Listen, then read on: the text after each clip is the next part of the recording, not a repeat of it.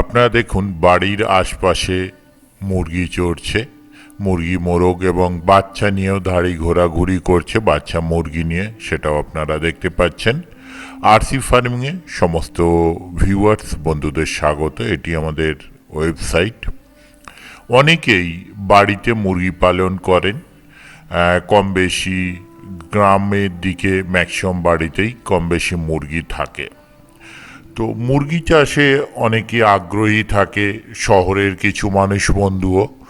তো যারা বাড়িতে কিছু মুরগি চাষ করতে চান, চাষ করা বললে ভুল হয়, বাড়িতে কিছু মুরগি পালন করতে চান, কিছু ডিম এবং মাংস ইত্যাদির আশায় বা কেউ শখে, তো বাড়িতে মুরগি পালনের জন্য ছোট দুটো একটা টিপস, যে কোনো কেউই মুরগি যদি পালন করেন, আই মিন দেশি মুরগি, পোলট্রি মুরগি নয়, দেশি মুরগি পালনের জন্য খোলামেলা জায়গার দরকার। খোলামেলা জায়গা দেশি মুরগি পালনের জন্য উপযুক্ত, এবং ঘাস পাতা বা ছোটোখাটো ঝোপঝাড় আছে এরকম জায়গা থাকলে খুব ভালো হয়।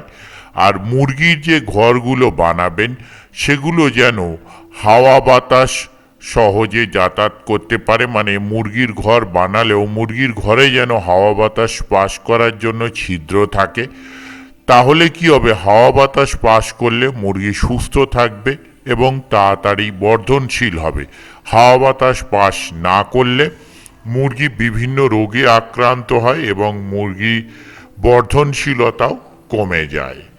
আর মুরগির ঘর চেষ্টা করবেন সব সময় টিনের যেন না বানানো হয়, টিনের বানালেও তার মধ্যে যথাযথ হাওয়া যাতায়াতের ব্যবস্থা রাখবেন।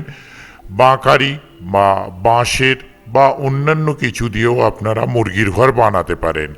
আর দেশি মুরগি যারা ব্যবসায়িকভাবে খামার করতে চান বা বাড়িতে চাষাবাদ করতে চান মুরগির, বা মুরগির ফার্ম করতে চান, তাদের জন্য বিস্তারিত মুরগি ফার্ম করার যে ভিডিও, খুঁটিনাটি সমস্তটা আমি পরের একটি ভিডিওয়ে আপনাদের সঙ্গে আলোচনা করে দেব। দেখতে থাকুন বাকি ভিডিও। ধন্যবাদ। পালাবে দৌড়ে।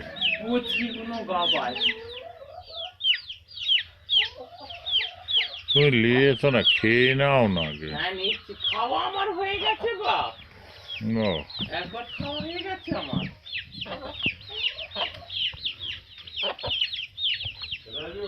কি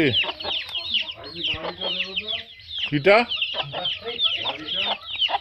আমার গাড়ি রোজই নিয়ে দৌড়ই, যেদিন ফাঁক। তাহলে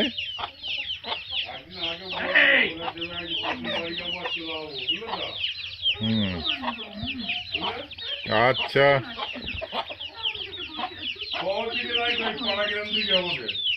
ঠিক আছে।